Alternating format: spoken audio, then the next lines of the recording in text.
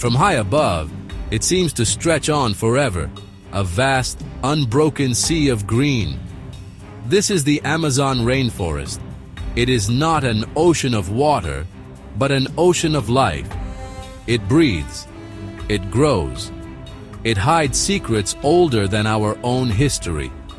Here, the scale of nature is almost impossible to comprehend. Each tree is a skyscraper, draped in vines and moss. The canopy forms a roof over a hidden world. Sunlight struggles to reach the forest floor, casting long, dramatic shadows. It is a place of profound mystery, a world that has remained largely untouched by the hands of modern humanity. The air itself feels ancient. It is thick with the scent of damp earth and decaying leaves. The sound is a constant, gentle hum, a symphony of millions of insects, birds, and unseen creatures. This is the planet's lung, producing the very air we breathe. Its sheer size is staggering, covering a vast portion of a continent. To stand at its edge is to feel small, to feel a sense of reverence for its power and its endurance. The forest is a living, breathing entity, a complex system where every single leaf and every tiny insect plays a vital role in a grand, interconnected story of survival. Below the dense canopy, darkness and light play in a perpetual dance. Shafts of golden sun pierce through the leaves like spotlights on a stage. They illuminate the iridescent wings of a butterfly or the glistening skin of a tiny tree frog. But these moments are fleeting. The shadows quickly reclaim their territory, returning the forest floor to a world of deep greens and rich dark browns. This constant interplay of high-contrast light creates an atmosphere of suspense. It feels as though the forest is always watching, always waiting. It holds its breath, guarding its deepest secrets with a quiet, patient power. Everywhere you look, life erupts in a riot of forms and colors. A flash of scarlet from a macaw's wing cuts through the emerald gloom. The brilliant blue of a morpho butterfly flits between giant ferns. But for every vibrant display, there are 1,000 masters of camouflage. Creatures that blend so perfectly with their surroundings, they are practically invisible. A stick insect mimics a twig. A jaguar's spotted coat dissolves into the dappled light and shadow. This is a world where seeing is not always believing. The rainforest does not give up its mysteries easily. It demands patience. It demands respect. The forest is not one world, but millions of them. Each tree is a universe unto itself. Its branches are highways for armies of ants. Its leaves are pastures for caterpillars.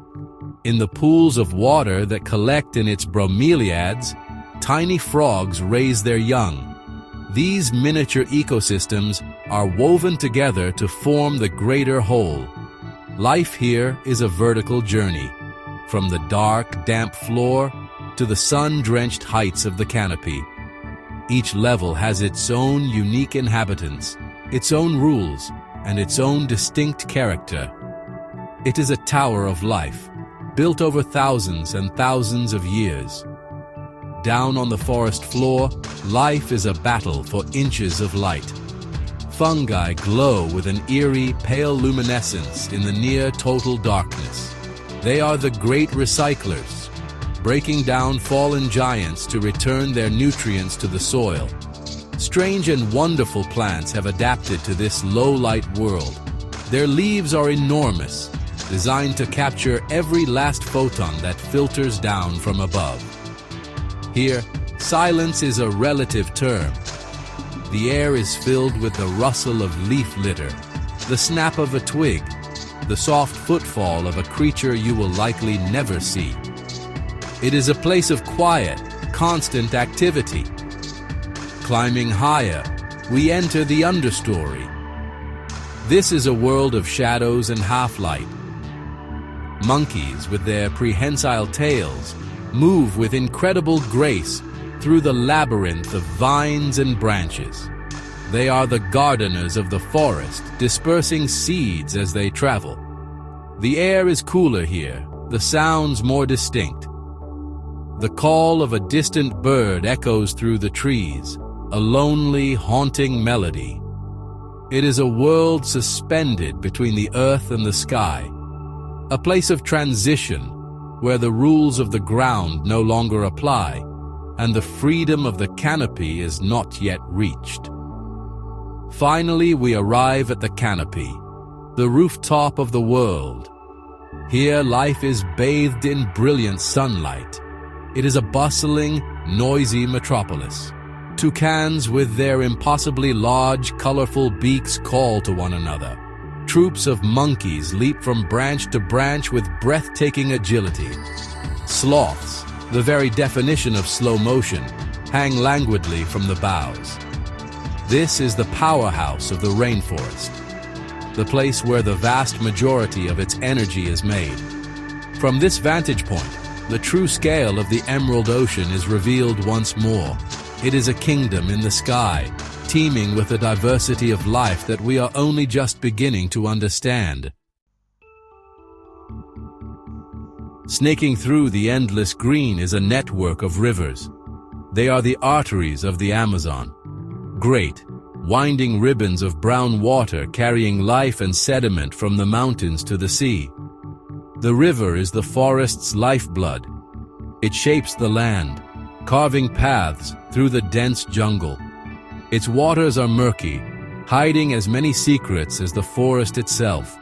From a distance, it appears calm, a slow-moving giant. But beneath the surface, it is a world of powerful currents and hidden dangers. The river is a force of nature, both a giver of life and a formidable barrier. The sound of the water is a constant companion. In the wide open stretches, it is a low, deep murmur, a gentle hum that seems to vibrate through the very air. Where it narrows or tumbles over rocks, the sound changes. It becomes a roar, a powerful declaration of its presence. The river breathes with the seasons. In the rainy season, it swells, flooding vast areas of the forest. It creates a magical, submerged world where fish swim among the tree trunks. Then, in the dry season, it recedes, leaving behind rich, fertile mud on its banks, a gift to the life that depends on it. Life in and along the river is unique. Pink river dolphins, creatures of myth and legend, rise gracefully to the surface for a breath of air. Their sleek, pale bodies are a startling contrast to the dark water. Caiman, modern-day dinosaurs, lie motionless on the muddy banks. They soak up the sun, their eyes mere slits, watching and waiting. Giant river otters hunt in boisterous family groups, their calls echoing across the water. The river provides for them all. It is a source of food, a place of shelter, and a highway for travel through the otherwise impenetrable jungle. As the sun sets, the river transforms. The water turns to liquid gold, then to a deep, inky black, reflecting the star-dusted sky. The sounds of the day fade, replaced by the symphony of the night. The croaking of frogs becomes a deafening chorus. The splash of a fish hunting in the shallows breaks the stillness. The river at night feels even more mysterious, more ancient. It is a silent witness to the passage of time. It has flowed this way for millennia, and on its banks, stories have unfolded that the outside world has never known. It holds the memory of the forest in its deep, slow-moving currents. Deep within this vast wilderness, far from any maps, there are whispers, stories carried on the wind, through the rustling leaves. They speak of people. Small, isolated groups who live in complete harmony with this great forest. They are the last hidden tribes. For them, the rainforest is not a wilderness to be conquered. It is home. It is their entire world. Their existence is a secret kept by the miles of impenetrable jungle that surround them.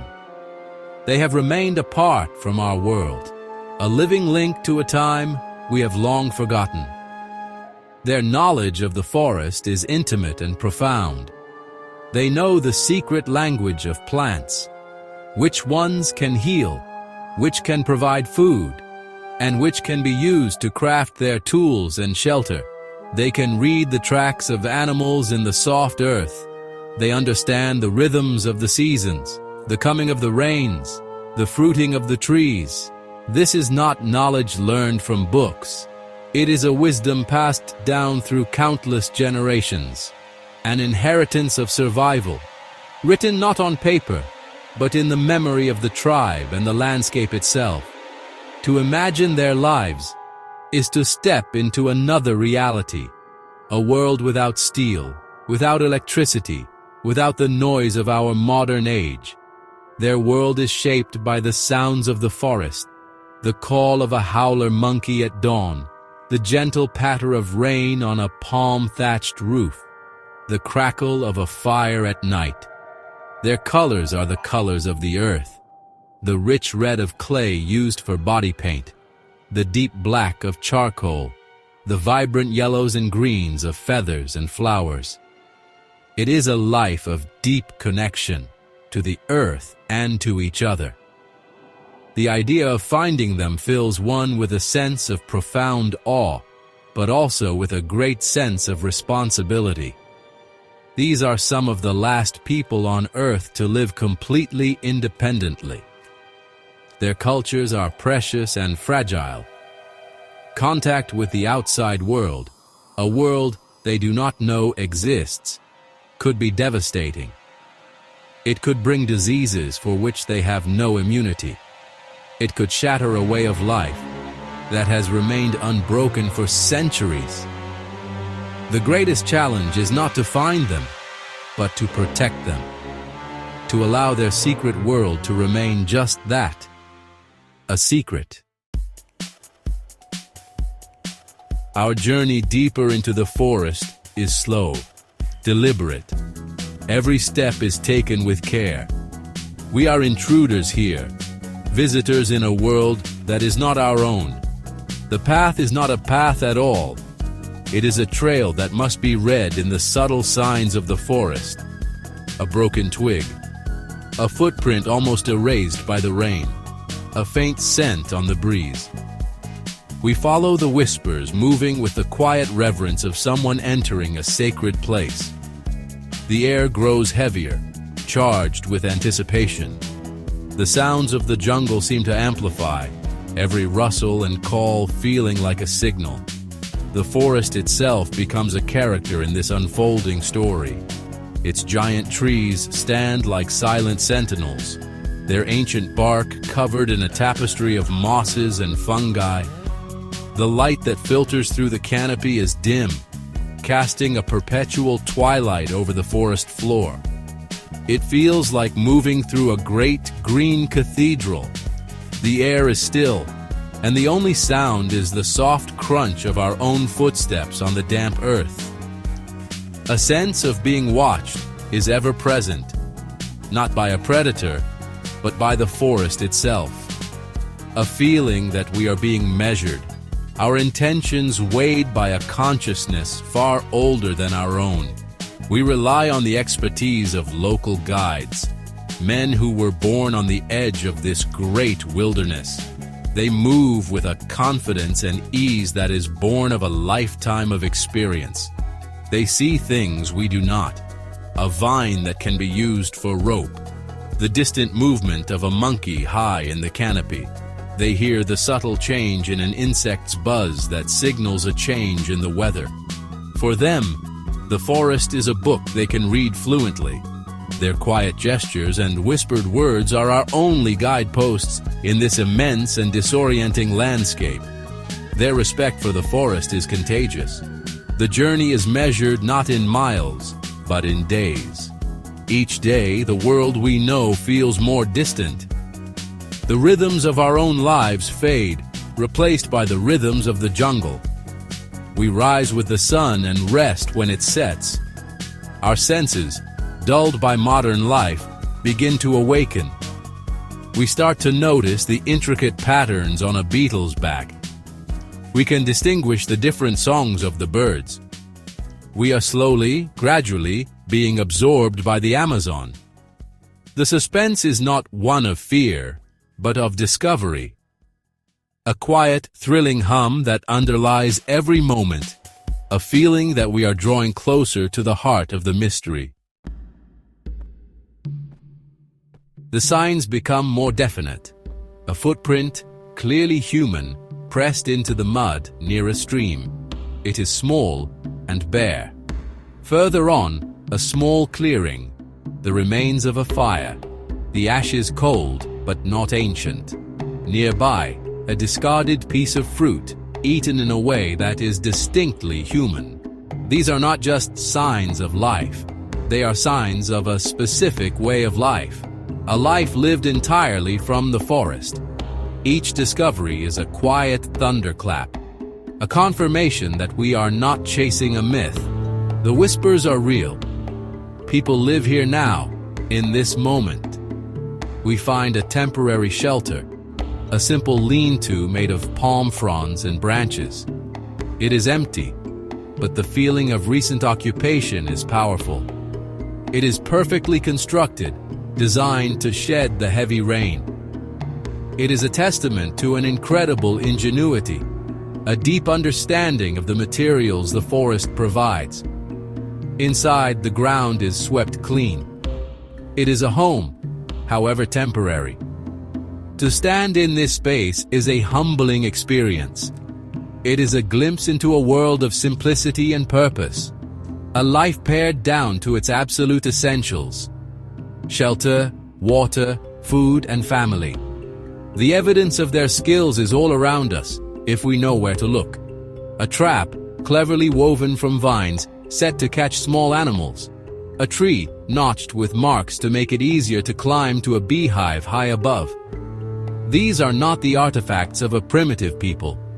They are the tools of experts, masters of their environment. Each object tells a story of knowledge, patience, and a deep connection to the world around them. It is a technology of the organic, a science of the natural, a way of living that has sustained them for generations in this challenging yet bountiful world. The atmosphere is thick with a sense of proximity. It feels as if they have just left, as if they are watching us from the shadows, just beyond the tree line. Every snap of a twig in the distance makes us turn. Every bird call seems like a potential signal. We are acutely aware of our own presence, our own noise. We are the outsiders, the clumsy, loud intruders in a world of silence and grace. The suspense is palpable. It is the feeling of standing on the threshold of a discovery that could change our understanding of what it means to be human. And then, it happens. Not with a dramatic flourish, but with a quiet, breathtaking stillness.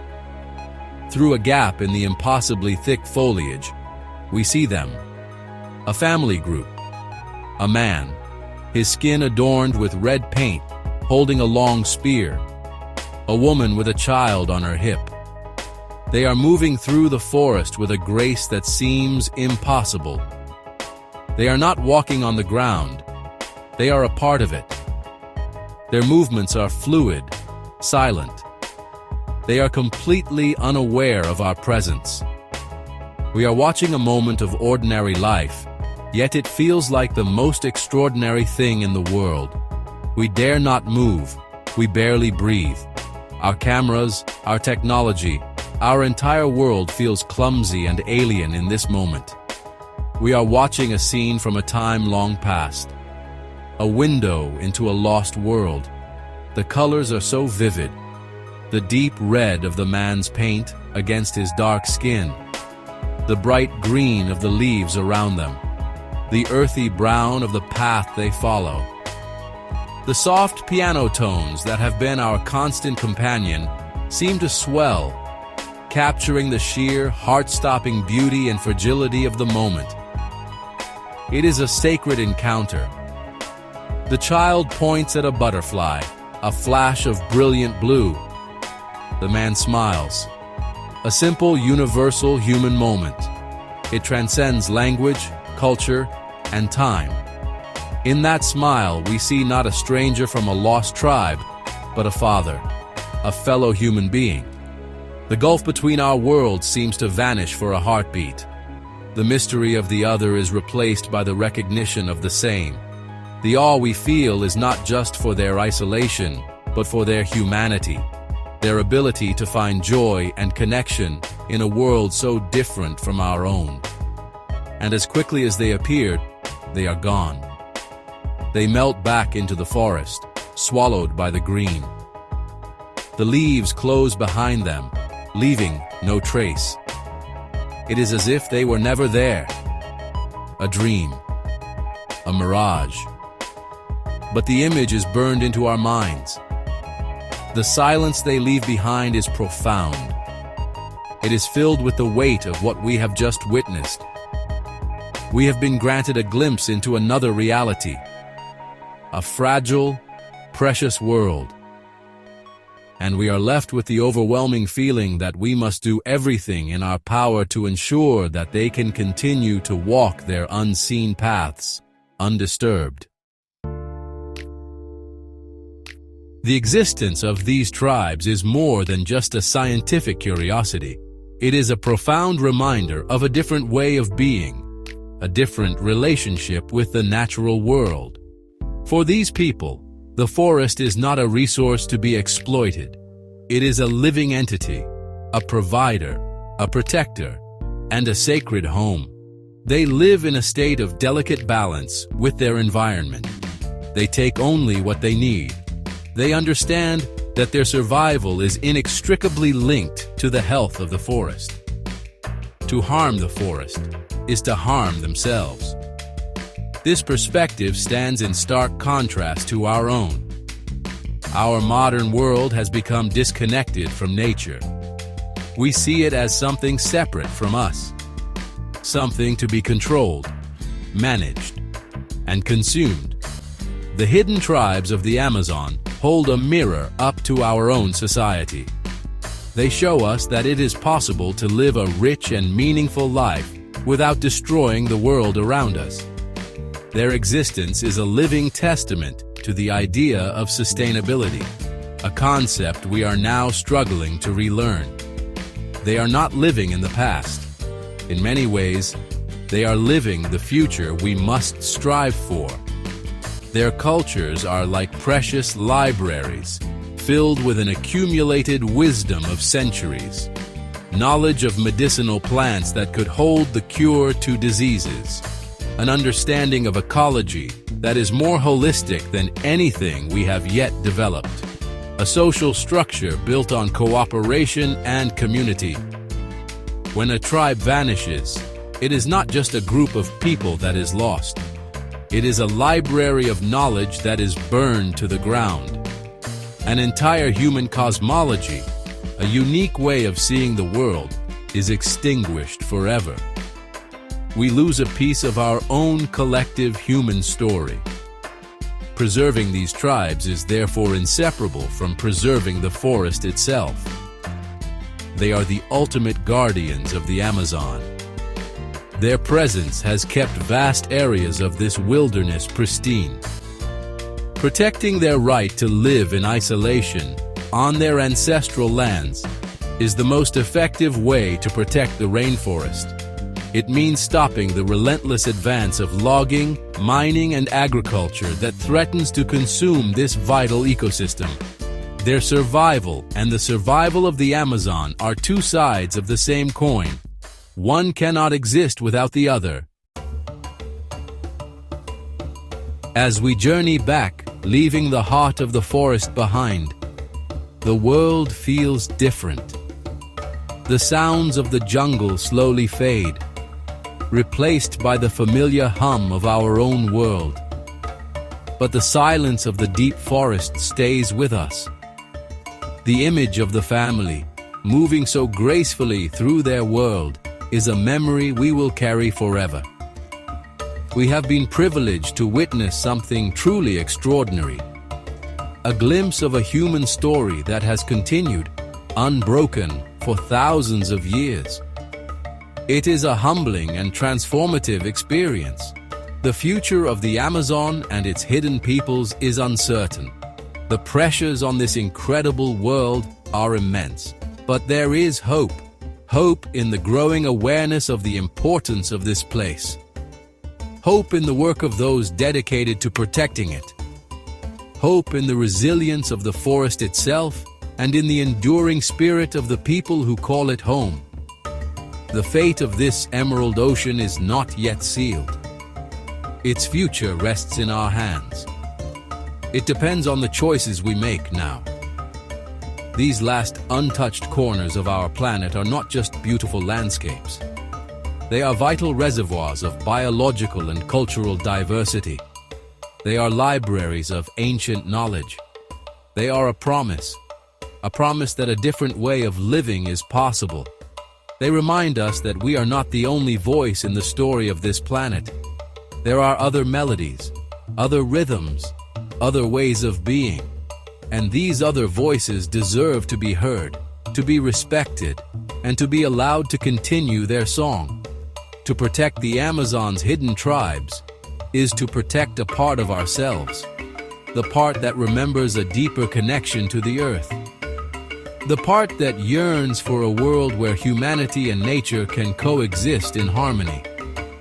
It is a duty we owe not just to them, but to future generations, so that they too may have the chance to know that our world still holds such wonders, that in the heart of the greatest forest on earth, there are still mysteries to be found, and a sacred, ancient balance is still being kept.